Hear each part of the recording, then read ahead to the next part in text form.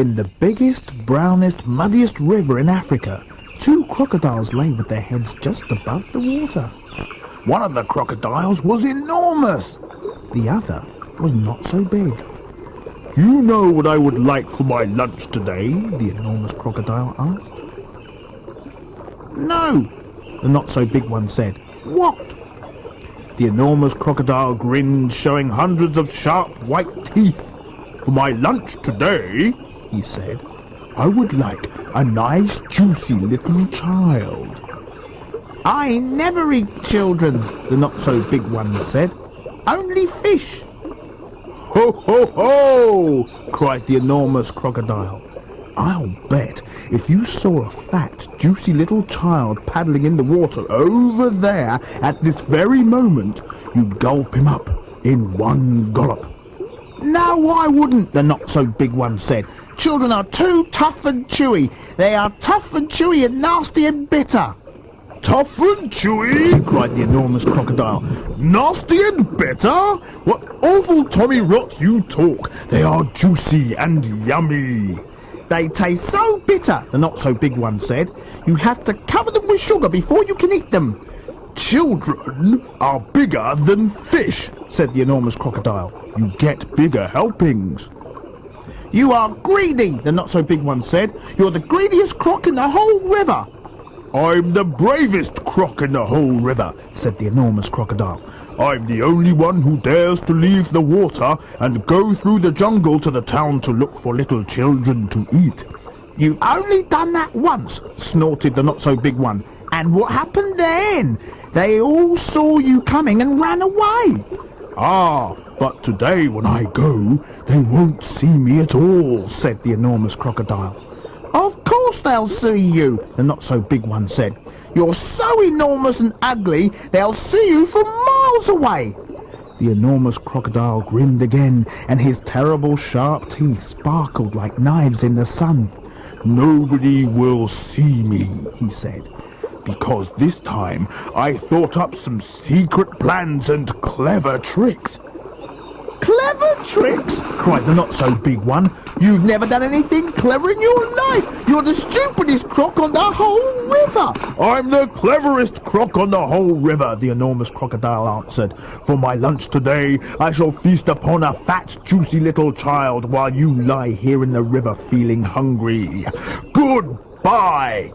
The enormous crocodile swam to the side of the river and crawled out of the water.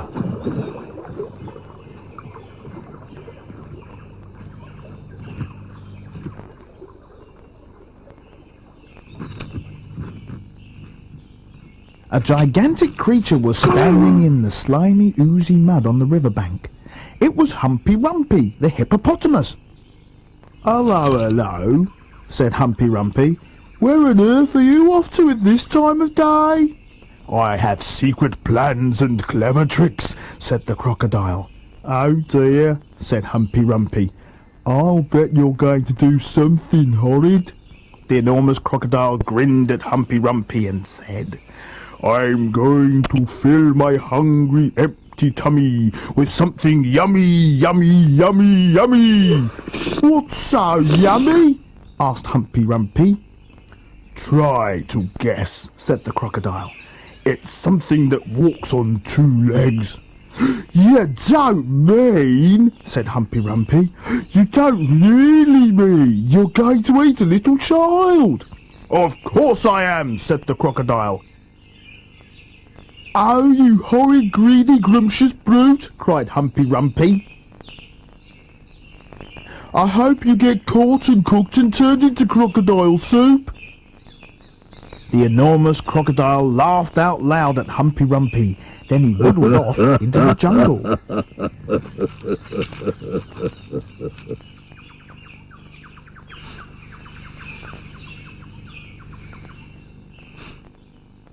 Inside the jungle, he met Trunky, the elephant.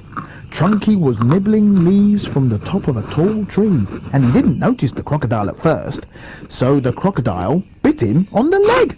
"Ow!" said Trunky in his big, deep voice. "Who did that?"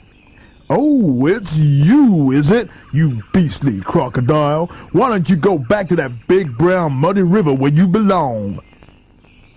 I have secret plans and clever tricks, said the crocodile. You mean you've nasty plans and nasty tricks, said Chunky. You've never done a nice thing in your life. The enormous crocodile grinned up at Chunky and said, I'm off to find a yummy child for lunch. Keep listening and you'll hear the bones go crunch. Oh, you wicked beastly beast, cried Chunky. Oh, you foul and filthy fiend. I hope you get squashed and squished and squizzled and boiled up into crocodile stew. The enormous crocodile laughed out loud and disappeared into the thick jungle.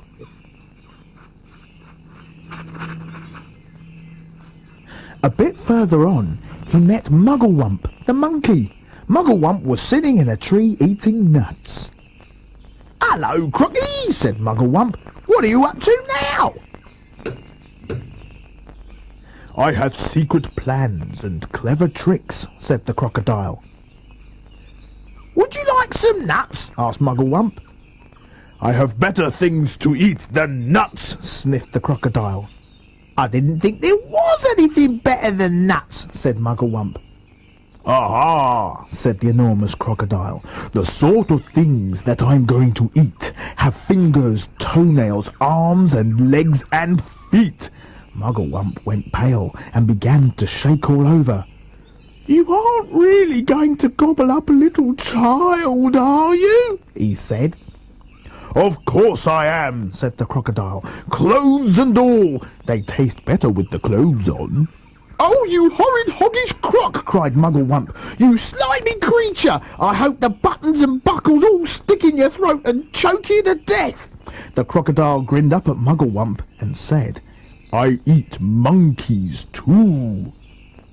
And quick as a flash, with one bite of his huge jaws, he bit through the tree that Mugglewump was sitting in, and down it came! But just in time, Mugglewump jumped into the next tree and swung away through the branches.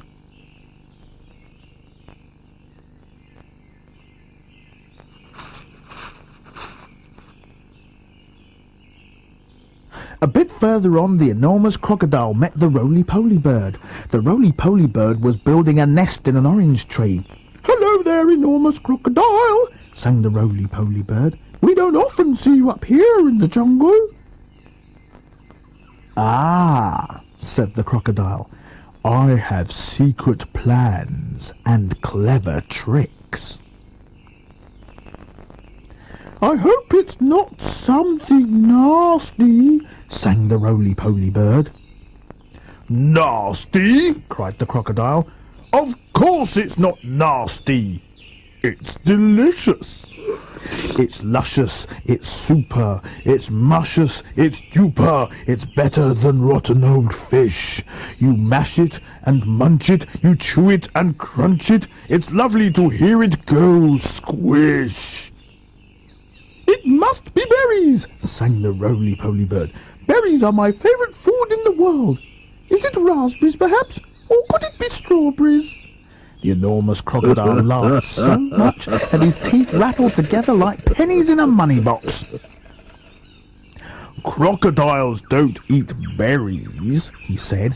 We eat little boys and girls, and sometimes we eat roly-poly birds as well.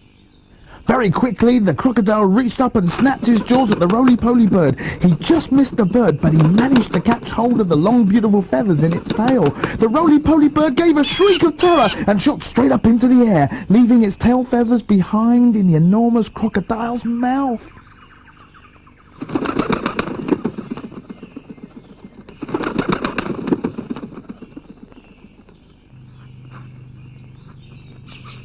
At last, the enormous crocodile came out of the other side of the jungle into the sunshine. He could see the town not far away.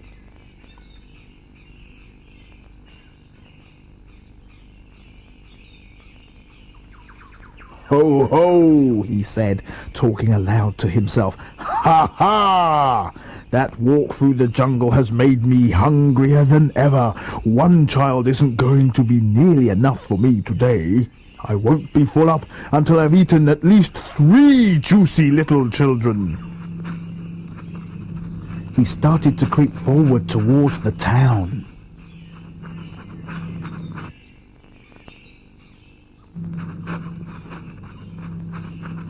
The enormous crocodile crept over to a place where there were a lot of coconut trees. He knew that children from the town often came here looking for coconuts.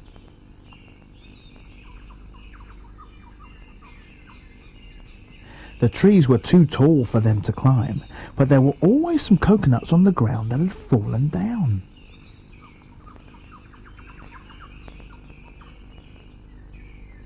The enormous crocodile quickly collected all the coconuts that were lying on the ground. He also gathered together several fallen branches. "Now for clever trick number 1, he whispered to himself. "It won't be long before I am eating the first part of my lunch." He took all the coconut branches and held them between his teeth. He grasped the coconuts in his front paws, then he stood straight up in the air, balancing himself on his tail. He arranged the branches and the coconuts so cleverly that he now looked exactly like a small coconut tree standing amongst the big coconut trees. Soon, 2 children came along. They were brother and sister. The boy was called Toto. His sister was called Mary. They walked around looking for fallen coconuts, but they couldn't find any because the enormous crocodile had gathered them all up. "Oh, look!" cried Toto. "That tree over there is much smaller than the others, and it's full of coconuts. I think I could climb that one quite easily if you help me up the first bit." Toto and Mary ran towards what they thought was the small coconut tree. The enormous crocodile peered through the branches, watching them as they came closer and closer. He licked his lips. He began to dribble with excitement. Suddenly there was a tremendous whooshing noise. It was Humpy Rumpy, the hippopotamus. He came crashing and snorting out of the jungle. His head was down low, and he was galloping at a terrific speed. "Look out, Toto!" shouted Humpy Rumpy. "Look out, Mary! That's not a coconut tree. It's the enormous crocodile, and he wants to eat you up." Humpy Rumpy charged straight at the enormous crocodile. He caught him with his giant head and sent him tumbling and skidding over the ground. "Oh-wee!" cried the crocodile. "Help! Stop! Where am I?" Toto and Mary ran back to the town as fast as they could. But crocodiles are tough. It is difficult even for a hippopotamus to hurt them. The enormous crocodile picked himself up and crept towards the place where the children's playground was.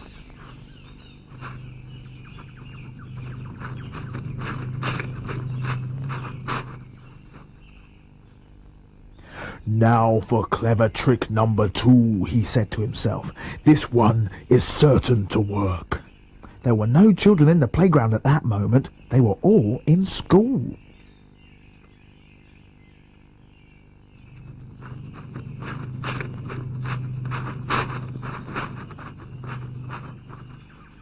The enormous crocodile found a large piece of wood and placed it in the middle of the playground.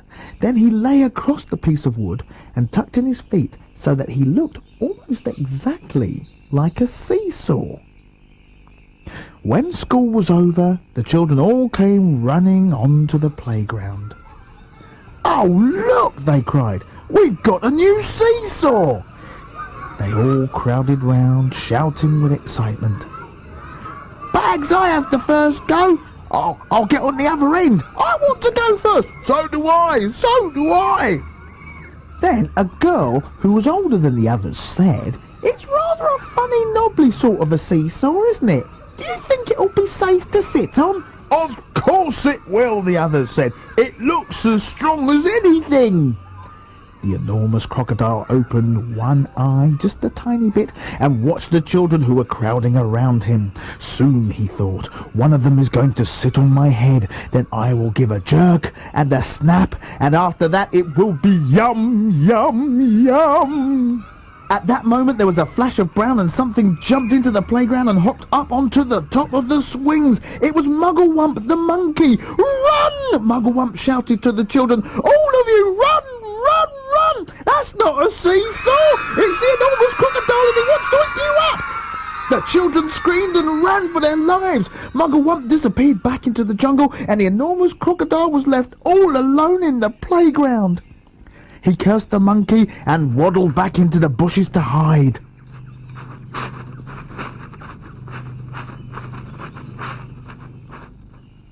I'm getting hungrier and hungrier, he said. I shall have to eat at least 4 children now before I am full up.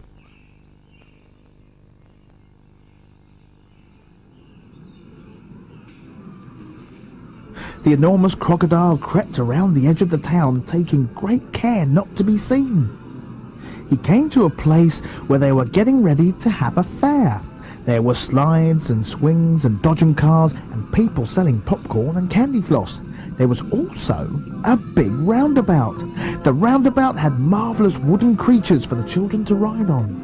There were white horses and lions and tigers and mermaids with fishes' tails and fearsome dragons with red tongues sticking out of their mouths. Now for clever trick number 3, said the enormous crocodile, licking his lips. When no one was looking, he crept up onto the roundabout and put himself between a wooden lion and a fearsome dragon. He sat up a bit on his back legs and he kept very still. He looked exactly like a wooden crocodile on the roundabout.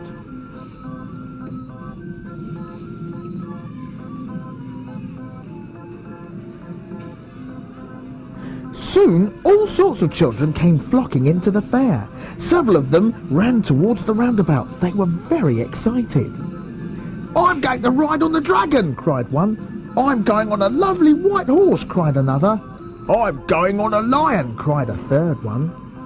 And one little girl, whose name was Jill, said, I'm going to ride on that funny old wooden crocodile.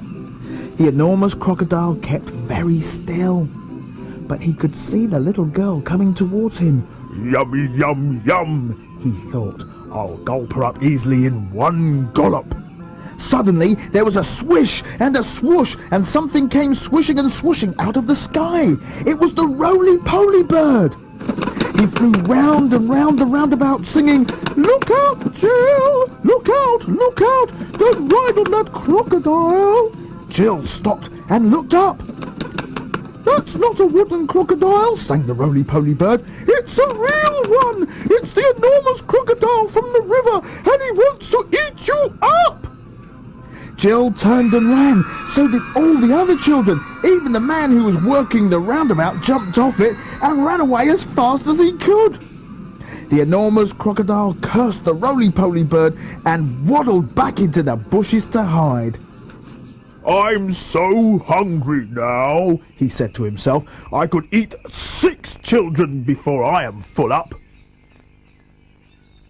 Just outside the town, there was a pretty little field with trees and bushes all around it.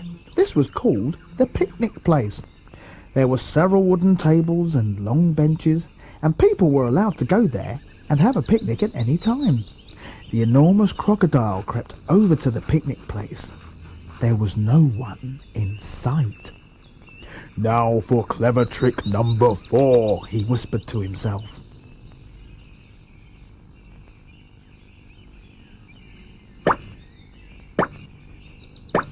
He picked a lovely bunch of flowers and arranged it on one of the tables. From the same table, he took away one of the benches and hid it in the bushes.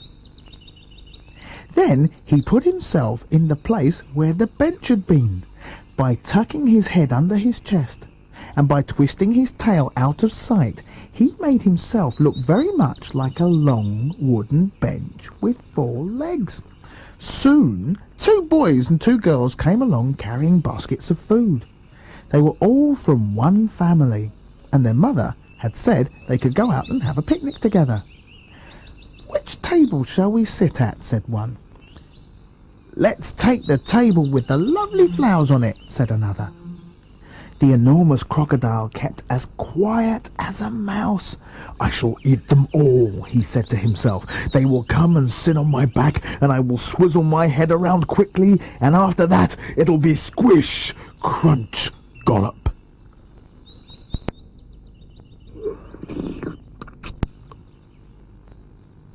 Suddenly, a big, deep voice from the jungle shouted, "Stand back, children! Stand back! Stand back!" The children stopped and stared at the place where the voice was coming from.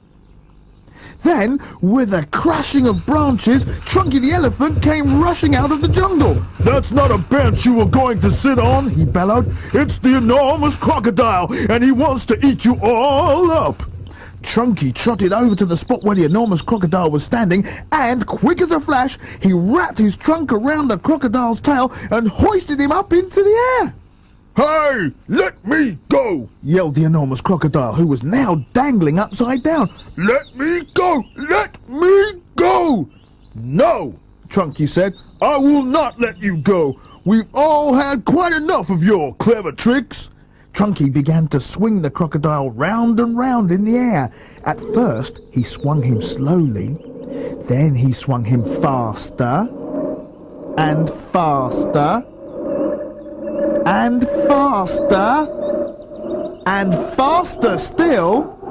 Soon the enormous crocodile was just a blurry circle going round and round Chunky's head. Suddenly, Chunky let go of the crocodile's tail, and the crocodile went shooting high up into the sky like a huge green rocket. Up and up he went, higher and higher, faster and faster. He was going so fast and so high that soon the earth was just a tiny dot miles below. He whizzed on and on. He whizzed far into space. He whizzed past the moon. He whizzed past stars and planets until at last, with the most tremendous bang, the enormous crocodile crashed headfirst into the hot, hot sun, and he was sizzled up like a sausage.